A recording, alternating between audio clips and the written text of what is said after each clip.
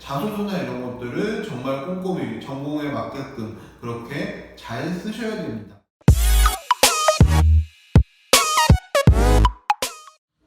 여러분 반갑습니다. 자소서가 대표 김용진입니다.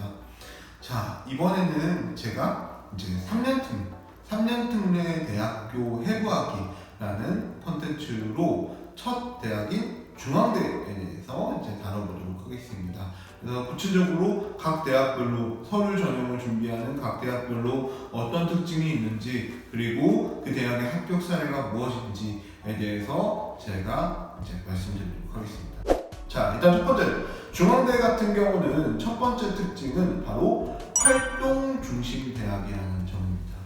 자, 이게 무슨 말이냐면, 중앙대는 물론 이제 뭐 점수나 이런 것들, 기준 점수나 이런 부분들도 존재를 하겠지만, 가장 중요한 것은 해당되는 전공에 대한 적합성입니다.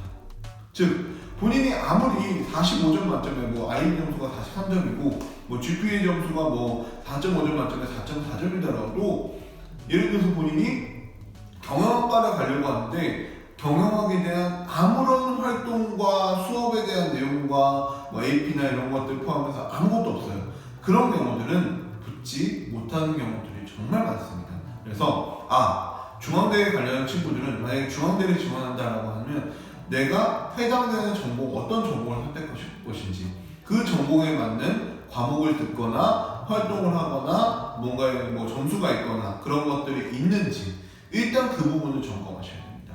만약에 그 부분이 없다 그러시면은 중앙대를 지원하지 않는 것이 오히려 더 좋습니다.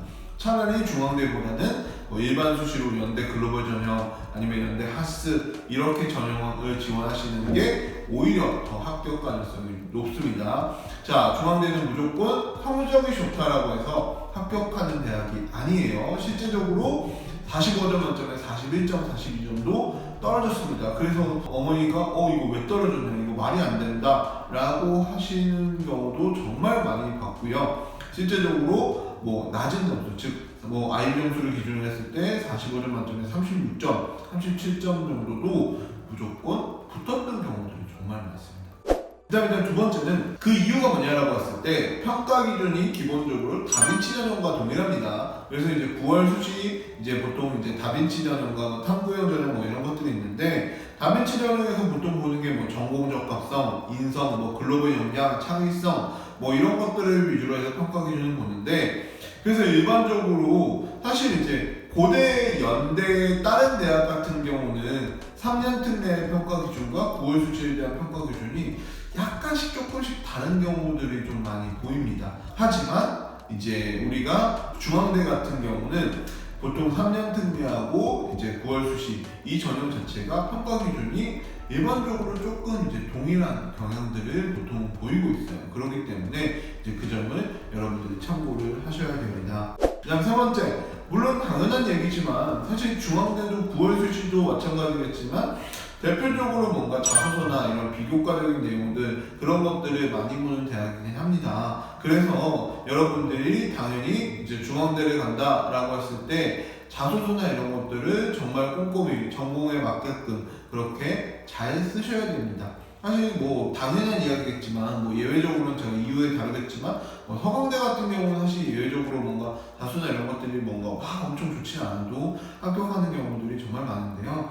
그런데 이제 그걸 제외하고 어찌됐든 이제 여러분들이 뭔가 하시려고 하시면은 사실 가장 중요한 거는 어쨌든 이제 자기소개서나 이런 것들을 좀 잘 써야 된다. 합격에 대한 핵심 포인트다라고 이제 말씀을 드립니다.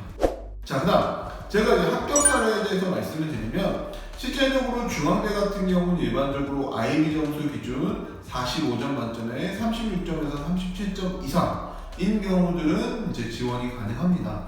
근데 이제 3년 특례와 10년 특례의 차이점은, 12년 특례 같은 경우는 사실 뭐 그 아래의 점수도 충분하게 뭐 지원이 가능하겠지만, 이제 3년 특례의 경우는 아래의 점수로 통상적으로 한 1, 2점 정도?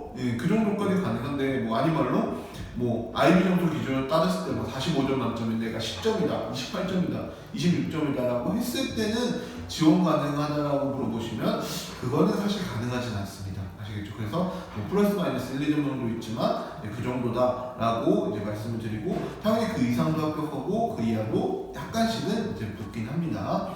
그렇게 되고요. 그 다음에 이제 보통 이제 뭐 학점으로 따지면 GPA를 따지면 보통 이제 뭐 4.5점 만점에 뭐 3.7점, 3.6점 이제 그 정도의 범주가 될 수 있겠죠. 그 다음에 이제 활동 같은 경우는 제가 이제 합격자들 기준에서 봤을 때 실제적으로 중앙대 경영이다 그러면은 대부분 이런 친구들이 대부분이에요. 뭐 베이크셀을 하고 AP 과목에 마이크로 이코노믹스를 다 하고 5점 만점에 4.5점 받고 이제 그리고 그 다음에 여러 가지 그 경영과 관련된 뭔가 논문을 쓰고 뭐 IB다 그러면 보통 이제 이 과목에 이제 경영과 관련된 경제와 관련된 그런 논문이나 이런 것들을 쓰고 연구를 하고 대상을 받고 수학 점수를 수상하고 이제 그런 경우들이 정말 많습니다. 즉 여러분들이 그 합격 사례를 보면은 중앙대 경영 친구들은 실제적으로 이제 그래서 합격을 했고요.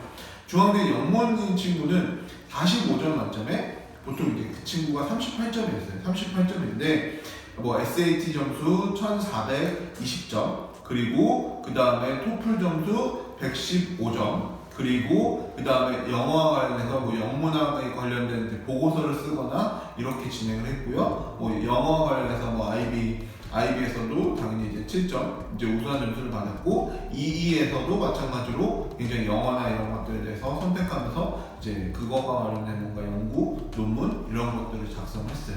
그래서 이제 그런 친구들이 합격했다라고 보시면 됩니다. 일단은 이제 중앙대에 대해서 제가 해부를 해드렸고요. 그리고 나머지 대학들에 대해서도 제가 나중에 계속해서 찍으면서 말씀을 드리도록 하겠습니다.